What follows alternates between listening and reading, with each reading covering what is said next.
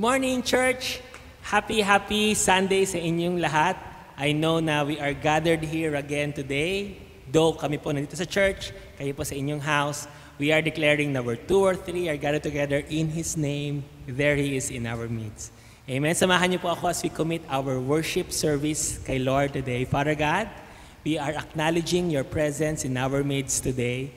Maraming salamat dahil kasama ka namin. Lord, regardless nung nangyayari sa aming paligid, maraming salamat because you are the God who is in control. Samahan mo kami, Lord, as we offer to you our sacrifices of praise. Samahan niyo po kami as we declare na you are in the midst ng bawat congregation mo na nandito ngayon. We give you praise, Lord. In Jesus' name we pray.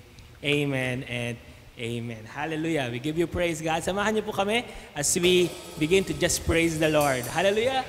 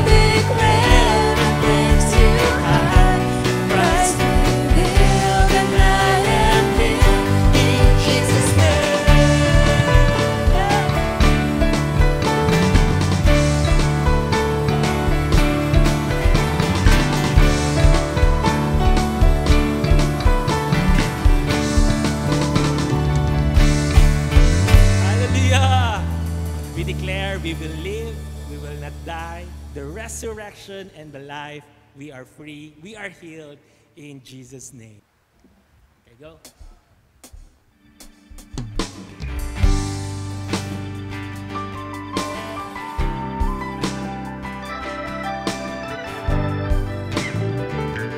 Bible declares, His perfect love casts out fear. In the midst po ng mga nangyayari today, the answer is the love of God. That's the reason why we are gathered here every Sunday to remember that we are loved. So we stand in His love. When darkness tries to rule over my bones, and sorrow comes to steal the joy I own, when brokenness and pain is all I know, Come on. oh, I won't be shaken, no, I won't be shaken. My fear doesn't stand a chance when I stand in your love. My fear doesn't stand a chance when I stand in your love. My fear doesn't stand a chance when I stand in your love. Shame no longer. Shame no longer has a place to hide. I am not captive to the I'm not afraid to live my past behind. Oh, I won't be shaken. Oh, I won't be shaken. My fear doesn't stand a chance when I stand in your love. My fear doesn't stand a chance when I stand in your love. My fear doesn't stand a chance when I stand in your love.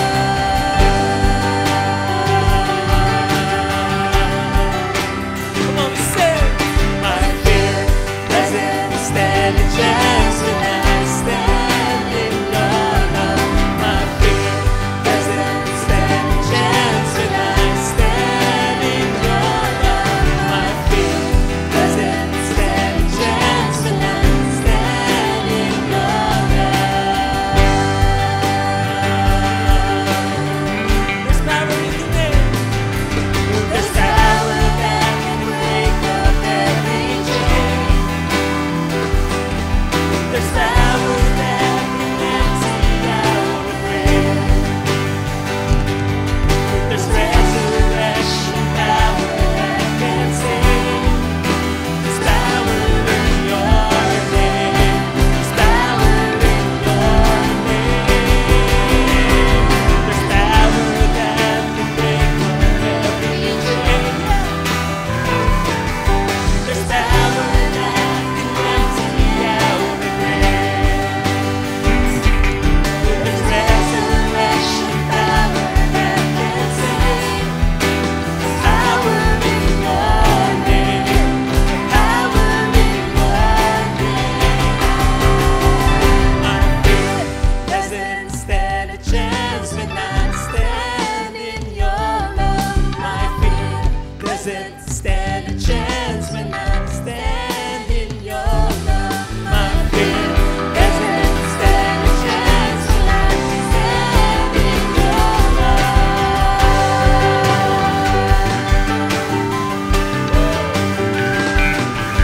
My fear doesn't stand a chance when I stand in your love. My fear doesn't stand a chance when I stand in your love. My fear doesn't stand a chance when I stand in your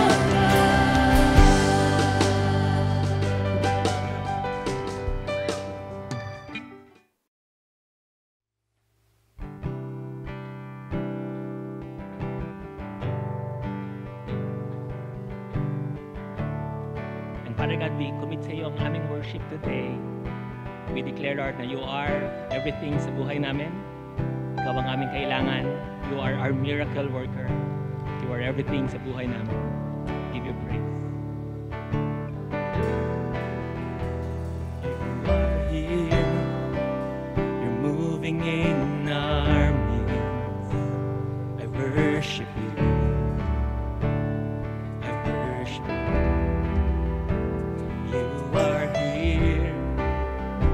working in this place. I worship you. I worship you. You are here. You are here, moving in our midst. I worship you. I worship you. You are here, working in this place. I worship you. I worship you. You are Waymaker, miracle worker, promise keeper, light in the darkness, my God, that is who you are. You are Waymaker, miracle worker, promise keeper, light in the darkness, my God, that is who you are. You are here, touching every heart. I worship you. I worship you. You are here, healing every heart. I worship you. I worship you. You are here. You are here, turning lives around. I worship you. I worship you. You are here. You are here, mending every heart. I worship you. I worship you.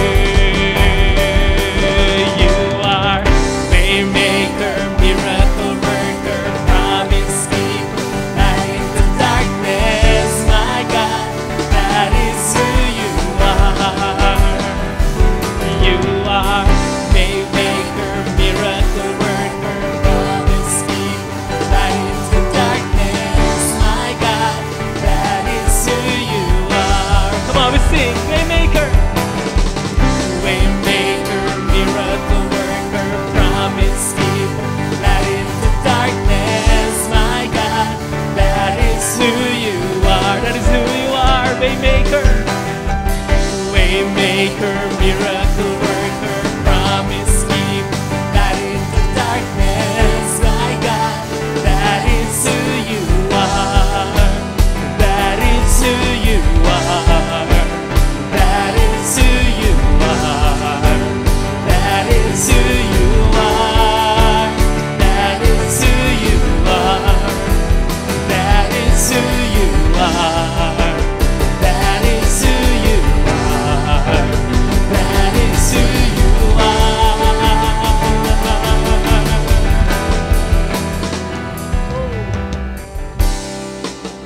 That is who you are, God. You are our Waymaker today, our promise keeper, miracle worker, Jesus. Even when I don't see it, you're working.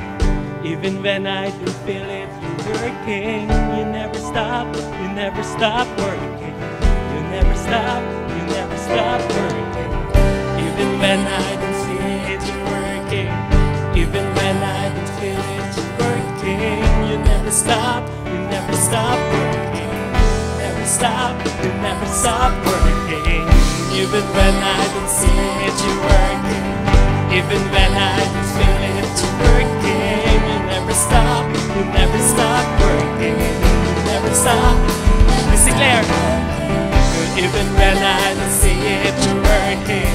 Even when I don't feel it, you're working. You never stop working. You never stop working. Waymaker, miracle worker, promise keeper, light in the darkness, my God, that is who you are. In your homes, you declare, come on. Waymaker, miracle worker, promise keeper, light in the darkness, my God, that is who you are. You are the Waymaker, miracle worker, promise keeper, light in the darkness, my God,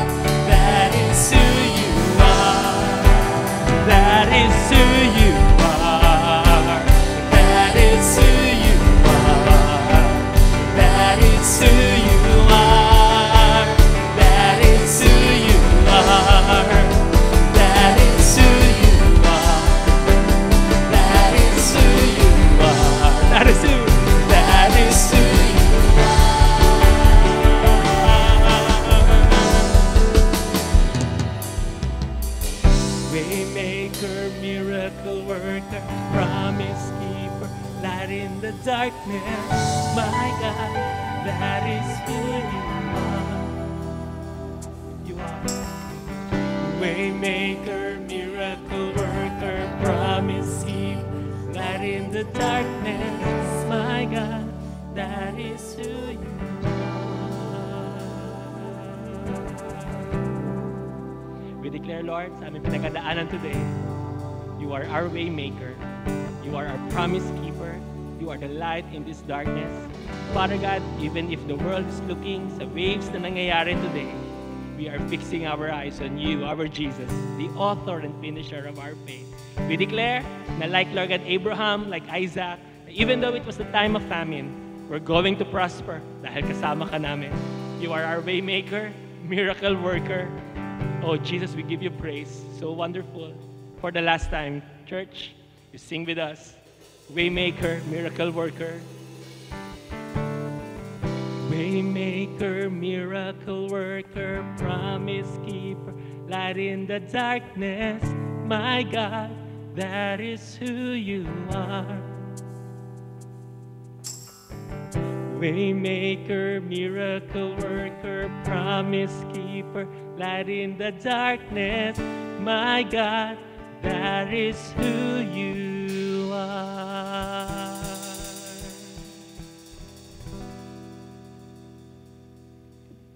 Oh, we thank you, God. Thank you, God.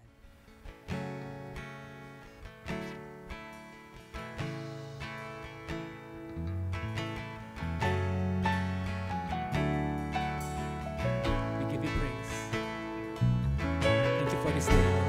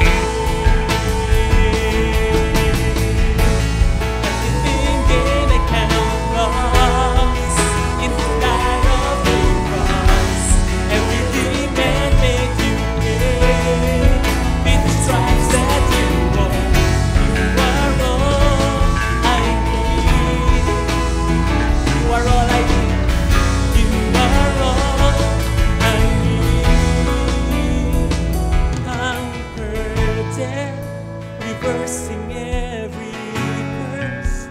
You broke the chains, you tore the veil. Glorious King, name above all names. You made a fool, you rose to reign. Conquered death, reversing every curse. You broke the chains, you tore the veil. Glorious King, name above all names. You made a fool, you rose to reign. You made a fool, you rose to reign. You made a fool, you rose to reign. Hallelujah. The Lord is paid in full. He rose to reign. He's reversing right now every curse. Everything right now has been finished because of the mighty work of Jesus. Even though may nararanasan tayo today, come and declare with me, church, it is done. It is finished because the Lord our Jesus paid in full. He has conquered death for us. For the last time, can we sing, conquer death? Conquer death, reversing every curse. You broke the chains, you tore the veil. Glorious King, the name above all names. You made a fool, you rose to reign.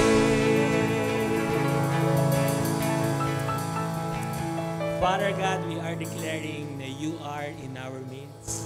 Maraming salamat for the songs na inalaw mo sa amin to be reminded na you are in control of everything na nangyayari sa amin. And Father God, we thank you because your anointing is flowing, your presence is here. Lord God, bless the word that we are about to receive today. Maraming salamat because you are here. In Jesus' name we pray, and all God's people say, Amen and Amen. Hallelujah. Magandang umaga po sa inyo lahat, mga minamahal na kapatid. Muli po ay gusto po natin mag-aral ng banal na kasulatan.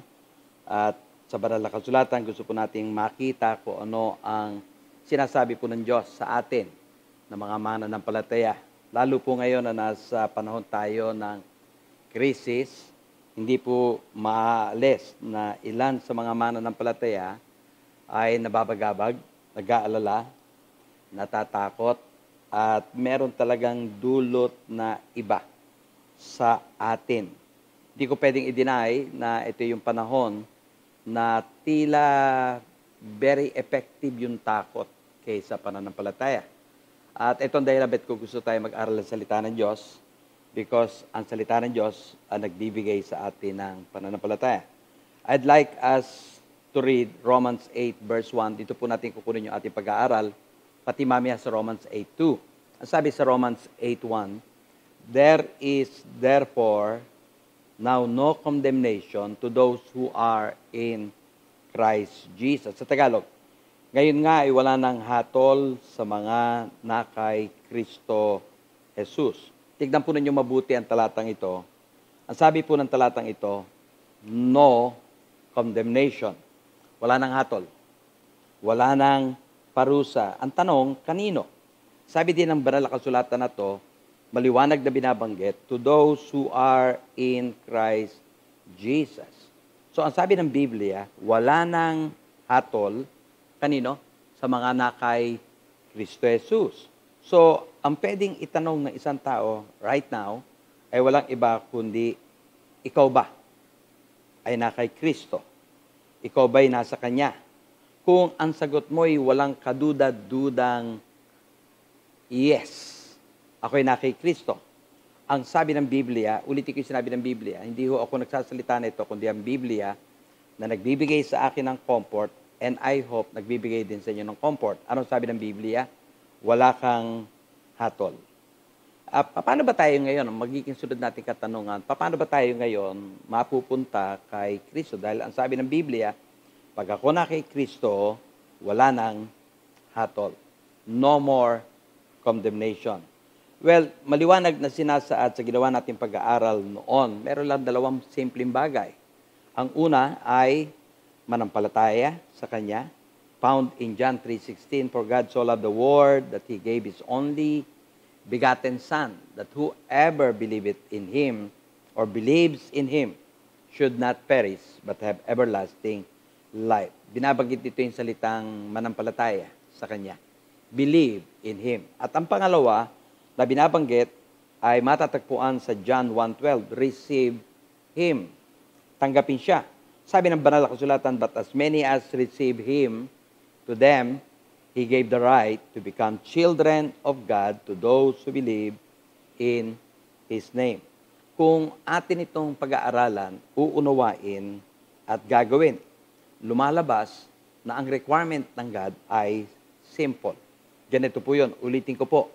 Sabi diyan, believe, found in John 3:16. Pangalawa, receive Him, John 1:12. Simple lang. Pero napakahalaga na pagka ito ay ginawa natin at nalaman natin, ang sabi nga natin kanina, paano ba tayo mapapasa kay Kristo? Paano ka mapapasa Kanya?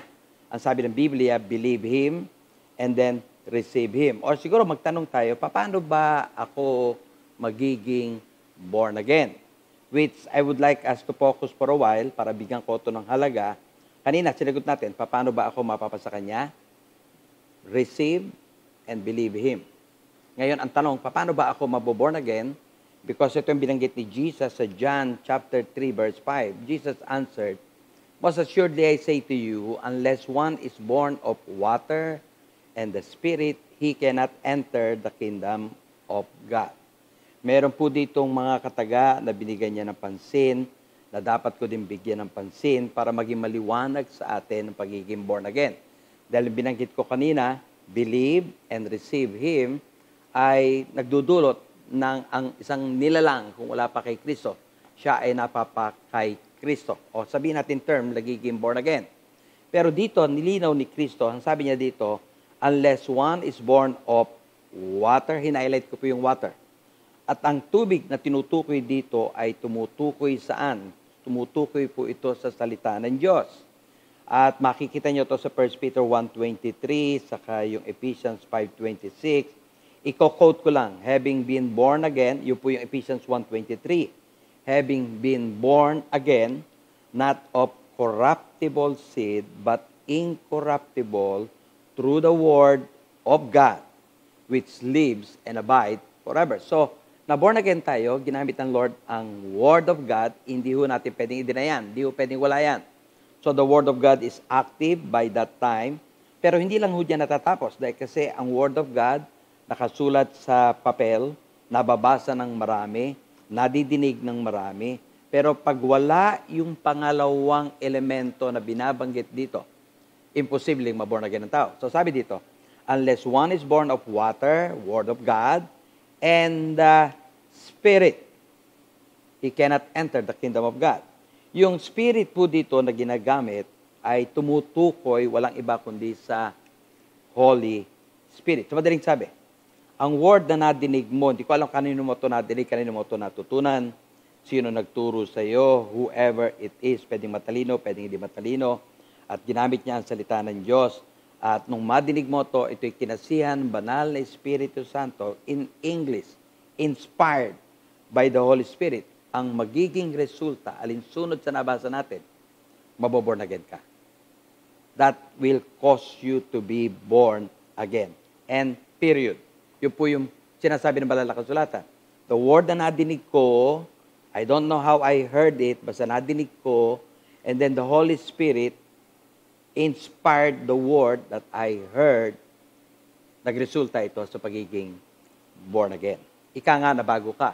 Kaya po yung marami mga tao, yung totoong na born again, gamitin ko po yung totoo. Yung totoong na born again, may malaking pagbabago. Yung iba, bakit walang pagbabago? Maybe the Holy Spirit was not there sila ay naintindihan lang nila paano magiging born again, pwedeng nagaya lang nila ang pagiging born again, nadinig nila, in-apply nila without the Holy Spirit, and so yung word na natanggap nila, walang impact sa buhay nila.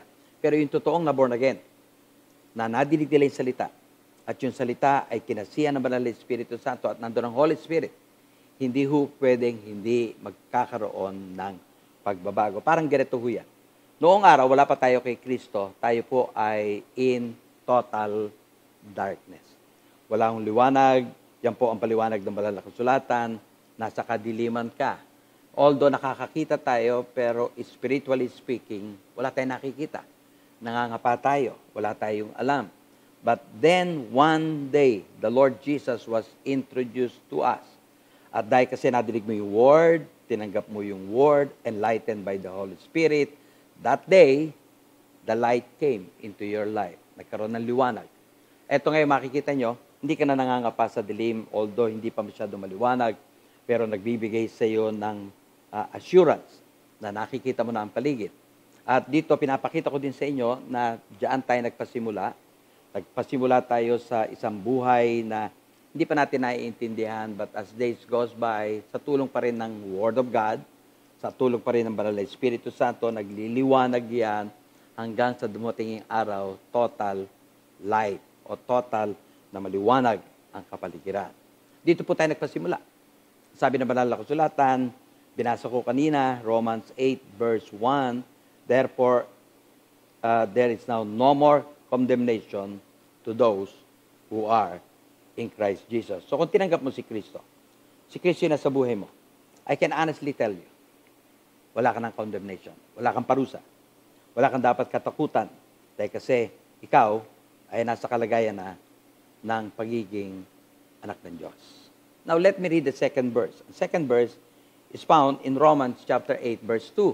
At dito ko gustong daling tayong lahat para makita natin, ito yung talata na magbibigay sa atin ng katiwasayan, ng kapanatagan, ng katiyakan. Because this verse will give us assurance. Ang sabi ko sa talatang ito, for the law of the Spirit of life in Christ Jesus has made me free from the law of sin and death. Tagalog, sapagkat ang kautusan ng Espiritu ng buhay na nakay Kristo Jesus ay pinalaya ako sa kautusan, batas ng kautusan, at ng batas ng kasalanan at ng batas ng kamatayan. Nagpapasimula po itong verse na to, and I would like you to notice na nagsasabing ang batas ng ano? Ang batas ng Espiritu ng buhay na nakay Kristo Jesus. Mag-isip po tayo ng konti. Batas ng Espiritu ng buhay. Pansinin po ninyo mabuti. Batas ng Espiritu ng buhay. Dahil ang namatay pala sa atin, for your information, hindi ko na ito ipapaliwanag, ang namatay pala sa atin nung wala pa tayo kay Lord, wala pa tayo kay Kristo, ay yung ating Espiritu. Parang katulad kay Adan, when God told him, huwag niyang kanin ng prutas na ipinagbabawal, dahil sa oras na kanin niya ang prutas, siya ay mamamatay. Hindi siya namatay, yung ika nga na nakita natin physically na namatay, pero ang namatay sa kanya ay ang kanyang ugnayan sa ating Diyos. So meaning, lahat ng taong buhay dito sa lupa ngayon, whether you like it or not, sila ay patay spiritual. That is the reason why God said in John chapter 4:24, ang Diyos ay Spiritu, and those who worship Him must worship in spirit and truth. Madaling sabi, malibang ang Espiritu may buhay, wala kang ugnayan sa taas. Wala kang relasyon sa Diyos. Wala kang communication sa Kanya. Kahit marami ka nang alam, theologically speaking, dahil sa dami ng libro na nabasa mo tungkol sa Diyos, kung ang spirito mo ay patay, hindi mo mauunawaan ang God.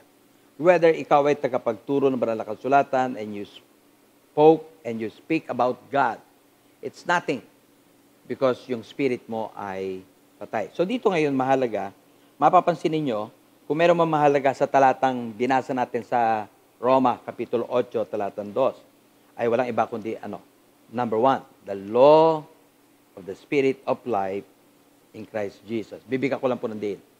Ang batas ng buhay. Ang batas ng Espiritu ng buhay na nakay Kristo Jesus. Hindi ko pala ito makikita kahit kanino. Kaya nga po, maliwanag na tinuturo natin dito. Ang buhay ay nakay Kristo. Hindi ho sa reliyon. Ang buhay nakay Kristo, hindi ho sa mabuting gawa. Ang buhay nakay Kristo, hindi ho sa ibang mga kaparaanan. So, this verse starts with the law of the Spirit of life. Ang Espiritu, ang batas ng Espiritu ng buhay na nakay Kristo. Ang maganda dito sa talatang binabasa natin, nagbigay ito sa atin ng pangalawa at pangatlo, at yung binigay na pangalawa sa atin, parang binibigyan niya ng emphasis. Ito ang resulta ng buhay ng nanakay Kristo. Ano yung pangalawa? Ang pangalawa ay law of sin, at ang pangatlo ay law of death. Nandito ho tayo ngayon natatakot. Dito ho tayo nag-aalala sa law of death. Maraming mga tao nag-aalala, maraming mga tao ang parang natatakot. Saan? Sa kamatayan. Pero ang sabi ng banal na kasulatan natin na ang batas ng Espiritu ng buhay na nakay Kristo. Meron ka na yan. Kung tinanggap mo si Kristo, ang law of life nasa iyo. Ang law of the Spirit of life nasa iyo. Ito, hindi mo dapat talaga katakutan. Dapat hindi ka na nag-aalala sa law of death.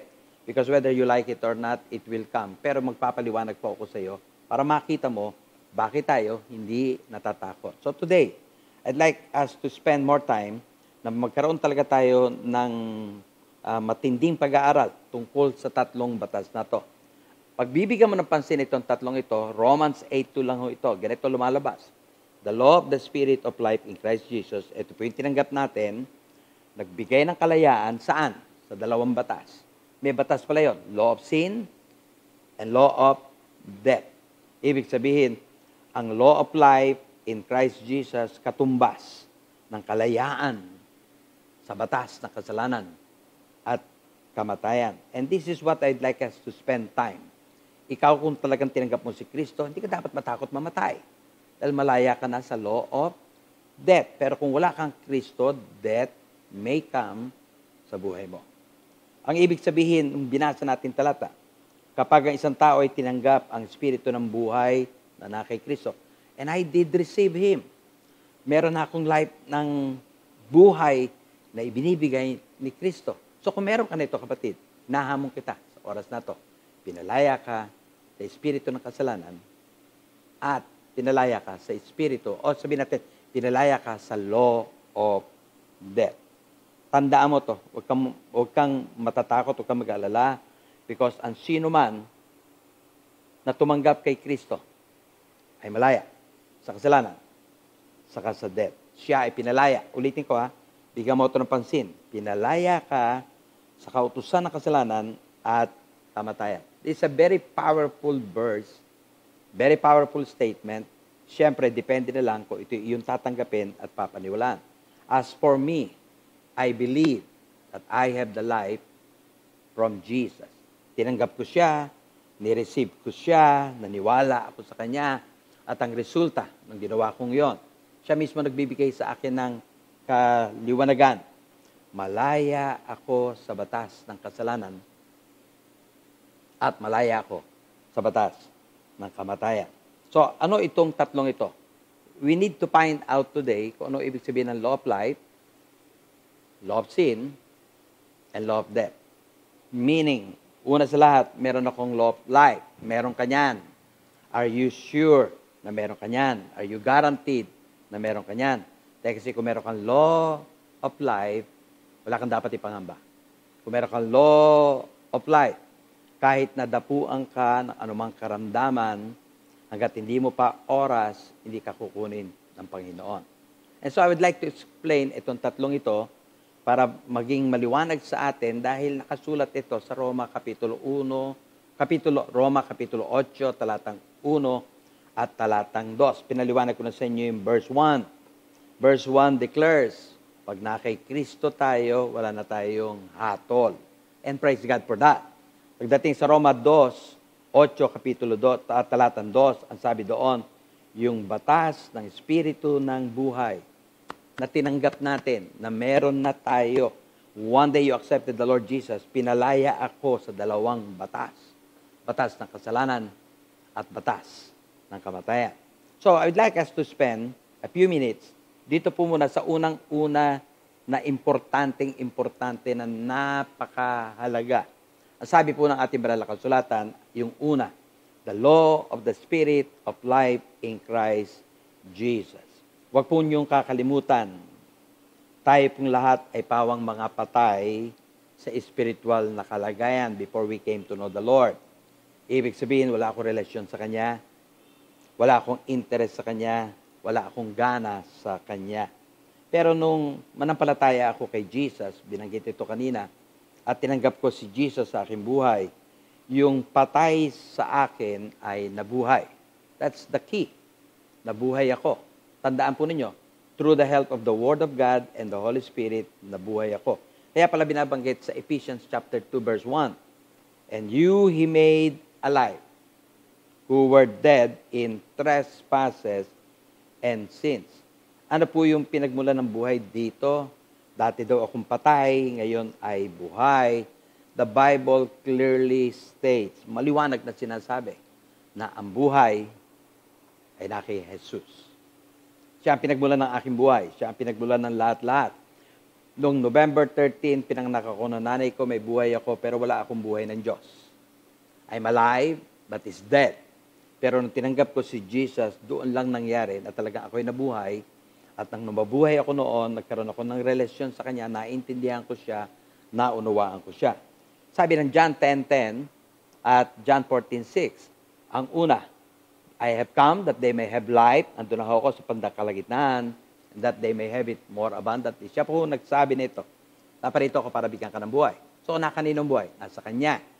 John 14:6, Jesus said to him, I am the way, the truth, and the life. So, marami ka nang hinahanap, marami kang pinuntahan, pero maliwanag ang sinasabi ng Biblia, ang buhay na kay Kristo.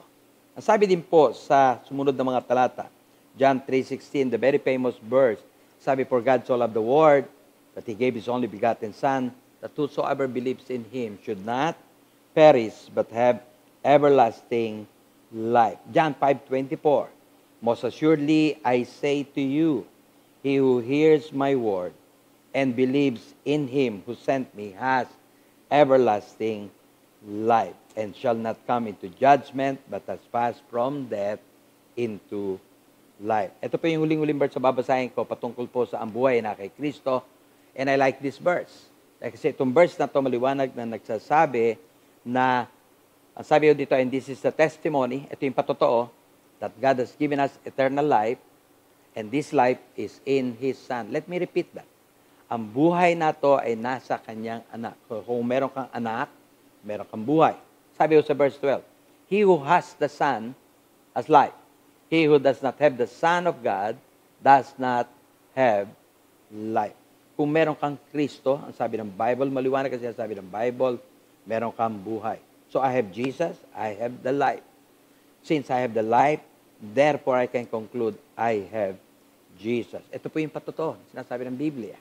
So ngayon, ang tanong lang, meron ka bang Kristo? At kung meron kang Kristo, definite ang Bible. Meron kang buhay. So ngayon, kung may buhay ka ng Diyos, anong kinakatakutan mo? No one can take that life away from you. Because napakatindi ng life ng God na nasa iyo. Ito ho ang pasimula. Dito ho tayo nagpasimula. The law of the Spirit of life. So kung meron ka niyan, be assured. Magkaroon ka ng kapayapaan, magkaroon ka ng maging panatag ka. That today, hindi mo dapat entertainin yung death. Because death will come on the right time sa panahong itinakda ng Diyos at ang may good news pa ako mamaya tungkol dito. Pero mamaya ako na ho babanggitin. Pero today, you can sleep well, pwede kang mapayapang matulog mamaya, matulog ka na mahimbing, at huwag ka matakot na baka mamaya ikaw ay bangungutin at di na magising. No, please. Don't believe that. You have to believe the Word of God. And I will be giving you assurances patungkol dyan. So right now, yaman di lang meron akong buhay ng Diyos through Christ, sabi ng Biblia, the law of the Spirit of life in Christ Jesus has set you free from what? From the law of sin and the law of death. So, tignan po natin yung law of sin. Ang sabi ko dito, ito yung pangalawang batas, law of sin. Ito yung batas na talagang alam natin na naghahari sa atin noon, na siyang nag-aalipin sa atin, nagpapahirap sa atin, na talagang pinoproblema ng bawat isang tao. Now, ang batas na kasalanan ay may dinidikta. Number one, ano ba ang sinasabi tungkol sa batas ng kasalanan? Ang sabi ng banal na kasulatan, sin and slave, umaalipin. Kasalanan ay umaalipin. Please take note of that. Umaalipin. At kung ikaw ay na kay Kristo, praise God, pinalaya ka dyan. Yan ang sinasabi ng Biblia. Siyempre, ang importante nito, on our part, do we believe that? Kung naniniwala ka dyan, mula sa araw na to, pwede mo nang utusan ang kasalanan na lumayo sa iyo at doon magtatagumpay ka. Una, sin, slave, sa natin ito makikita. Romans 6, verse 6, knowing this, that our old man was crucified with him, that the body of sin might be done away with, that we should no longer be slaves of sin. Kaya kaalipin ang kasalanan, dahil kasi buhay ka pa doon, pero ngayon tinanggap mo si Kristo na baliktad. Dati kang patay kay Kristo, nabuhay ka kay Kristo, dati kang buhay sa kasalanan, ngayong namatay ka na sa kasalanan. At yan ang isang mabuting balita na binibigay sa atin, ang pakikipag-isa kay Kristo. When you accepted the Lord Jesus into your life, pinapasok mo siya. Yung kapangyarihan ng buhay na yan ng Diyos, mag-uumpisang gumawa sa iyo. At para makita mong ito'y totoo, dito makikita mo na pinapalaya ka sa kasalanan. Kaya nga yung mga mananampalataya na talagang totoong tumanggap sa Kanya, napapansin nila isang bagay, ang kasalanan hindi na umaalipin sa iyo. Pangalawa, ang kasalanan ay tagahari. Sin reigns. Matatagpuan natin to sa Romans 6:12. And please take note, therefore do not let sin reign in your mortal body, that you should obey it in its lust. Huwag mo na itong paintulutang maghari pa sa iyo. Bakit? Dahil kasi ikaw ay malaya na nga sa kasalanan. You don't need to obey. Actually, today, pwede mo sabihin sa kasalanan, no way. Noong araw, nung wala ka pang buhay ng Diyos, wala kang magagawa. You have to obey. Pero nang tinanggap mo si Kristo, pwede mo nang tanggihan at pwede mo nang pagsabihan, wala kang karapatan na maghari sa akin. Pangatlo, sin leads to death. Romans 6, verse 16. Do you not know that to whom you present yourselves slaves to obey, you are that one slaves whom you obey, whether of sin leading to death or of obedience leading to righteousness? Hindi mo ba alam, yan ang sinasabi ng banal na kasulatan, na kung kanino mo ipinipresenta ang katawan mo para sumunod, doon ka lagiging alipin na nagdadala sa kamatayan. I praise God because the law of life na kay Kristo sets you free from the law of sin. Hindi ka na dapat maging alipin ng kasalanan, hindi na dapat maghari ang kasalanan sa iyo. At mapapansin mo, napakadali na ngayong tanggihan itong kasalanan ito na nagdadala sa kamatayan. Mga kapatid, napakabuti ng Panginoon Diyos. Salamat na lang sa Kanya. Dahil kasi nung tinanggap mo si Kristo, pinalaya ka niya sa kasalanan. At ito yung good news pa, pinalaya ka din niya sa kamatayan. Kaya, this now brings me, para sa ganon, bigyan ko kayo nakatiyakan, wala kang dapat katakutan sa kamatayan. Wala kang dapat katakutan, lalo ngayon na mayroong coronavirus. I can honestly tell you that the law of death ay pinutol, sinira, at pinalaya ka ng Panginoon Diyos. Now, ano ba yung law of death na binabanggit natin? Sabi nga ng banal na kasulatan, at dito ko dapat na ipaliwanag ito sa inyo, lahat ay mamamatay. Ako, kayo, mamamatay. Sabi nga sa Hebreo 9:27, and as it is appointed for man to die once, and after this, the judgment. Mamamatay tayo. Amen? Ikaw, ako. So ngayon, Pastor, kung mamamatay pala ako, bakit ako dapat hindi matakot?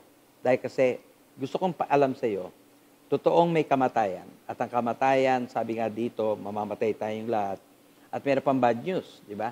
Ang sabi nga tungkol sa kamatayan, ito ay naghahari.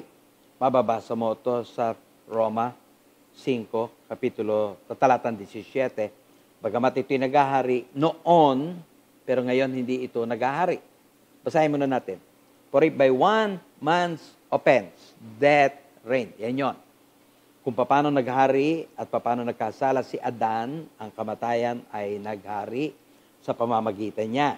Pero may kasunod niya, much more those who receive, tayo yan, abundance of grace and a gift of righteousness ay will reign in life. Nung wala ka pa kay Kristo, hindi mo pa siya tinatanggap. Sabing ng Biblia, naghahari ang kamatayan. At totoo yan. Noon yan. Pero nung tinanggap mo si Kristo, ulitin ko, ano yun? The law of the Spirit of life in Christ Jesus. Ang law of life na sa'yo na. So, ang naghahari na sa'yo ngayon, hindi death. Ang naghahari sa'yo will reign in life. Meditate mo to, pag-isipan mo to, at tanggapin mo to. Dahil kasi, totoo, naghahari ang kamatayan noon, pero ngayon ang naghahari sa iyo ay buhay. At paulit-ulit mong gawin ito. Noon ako'y hawak ng kamatayan, pwede ako mamatay anytime, but today, ang naghahari sa akin ay buhay ng Diyos. At alam ko itong buhay ng Diyos na to, hanggat di ko pa time, hindi niya papaintulutan, at kung nananampalataya ako dito, ipaparanas niya sa akin. Ang ibig sabihin, pwede palang mamatay ang tao anumang oras noon, dahil kasi wala ka pa kay Kristo, pero nung maghari ang buhay sa iyo, ngayong nakay Kristo ka na, purihin ng Diyos. Dahil kasi today, pwede kang talagang diretsyong sabihin sa kamatayan o sabihin kay Satanas na ikaw ngayon, you are free from the law of death.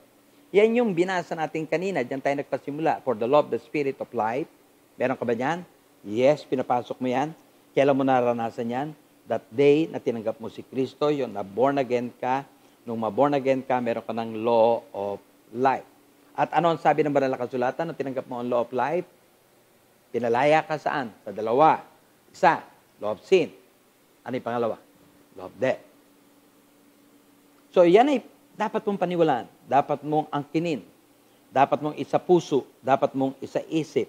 At kung yan ay talagang nasa iyo, this is the reason kung bakit hindi ka dapat matakot.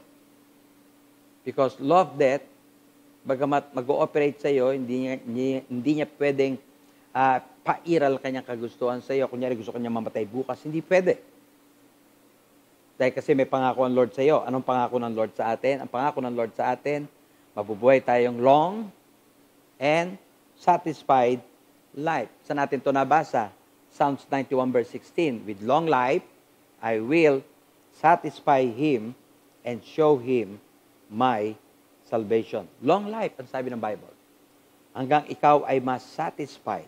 Kaya wag ka muna magsasalita na ikaw ay satisfied na, dahil the very moment na sabihin mo satisfied ka, baka kunin ka. Pwede mo sabihin, Lord, satisfied ako sa ginagawa mo, pero not yet. At kung gagawin mo yan, God bless you, you will experience long and satisfied life. Ito yung pangatlo, at kaulilian. Bagamat sabihin natin na ako ay magkakaroon ng mahabang buhay, ako ay hindi pa satisfied, ito yung kaulilian, and I like this. Ang sabi sa number 3, yes, we will die. Mamamatay tayo. Walang hindi. Amen. Malibre lang biyayaan ka ng Lord, katulad ni Enoch at katulad ni Elijah, na kinuha sila ng Panginoon Diyos. Sila yung dalawa na talagang alam nating hindi namatay. Ang sabi ko ulit dito, yes, you will die. Yes, we will die, but not in the hands of Satan, and you will die in God's appointed time. Meron pa ako ibibigay na good news sa iyo, and I hope you will meditate on this. Nung matuklasan ko to, sobrang ligaya na dumating sa akin.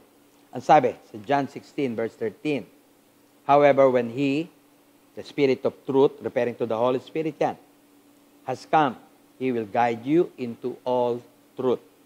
For He will not speak on His own authority, but whatever He hears, He will speak. And take note ng huling bahagi. And He will tell you things to come. Hindi kaya sasabihin siya ng Holy Spirit kung kukunin ka na ng Holy Spirit, ng God. Hindi kaya sasabihin siya ng Holy Spirit na tapos na yung trabaho mo.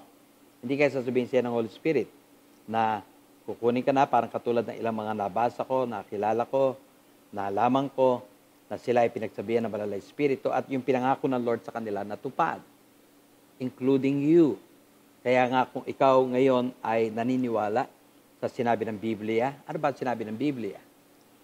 The law of the Spirit of life. Meron ka niyan. So kung tinanggap mo yan, wala akong dapat ipaglala. The law of sin, eliminated, tinanggal, binigyan ka ng laya, in-empower ka, although sa totoo lang, kung ito yung pag-aariin pa rin, doon ka nagkakaroon ng problema. Pero as you go on with your Christian life, malaya ka na sa batas ng kasalanan. And the good part, malaya na rin tayo sa batas ng kamatayan. Ang kamatayan pwedeng dumating anytime noon. Ang kamatayan pwede kang kunin noon. Kung ayaw mo man, pero pagka inutos ng kamatayan, pwede kang patayin at kunin ang buhay mo dito sa lupa. Masalamat na lang na kay Kristo tayo. And God gave us an assurance. Anong assurance meron tayo? Anong katiyakan meron tayo? Na ang buhay, ang batas ng buhay, ang spirito ng buhay na nakay Kristo. In which ginawa mo, simple lang ang ginawa mo. You accepted the Lord, you believe in the Lord, simple yan. Pero doon natin nakita na meron pa palang elemento na madinig mo ang Word of God at ang Holy Spirit kumilos, meron siyang milagrong ginawa sa buhay natin. That day, pinapasok mo ang buhay ng Diyos, buhay ni Kristo, the life of God that we have right now. Sabi ng Banal na Kasulatan, malaya ka sa batas ng kasalanan at malaya ka sa batas ng kamatayan. May you, starting today, hanggang sa darating ng mga araw, ay magtiwala kay God na ang kamatayan, yes, darating, pero hindi pa sa time na hindi pa ina-appoint ng God.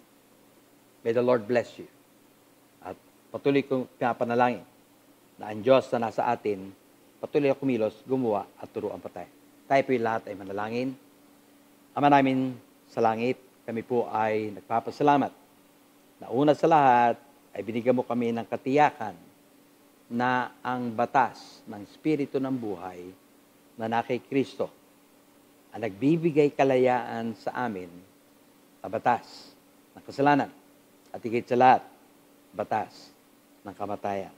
Lord, hindi po namin tatanggalin ang aming isip at ang aming puso sa sinabi mo sa Roma 8, talatang 1 at talatang 2. And we are so thankful, Lord, that today, assured kami sa mga bagay na to.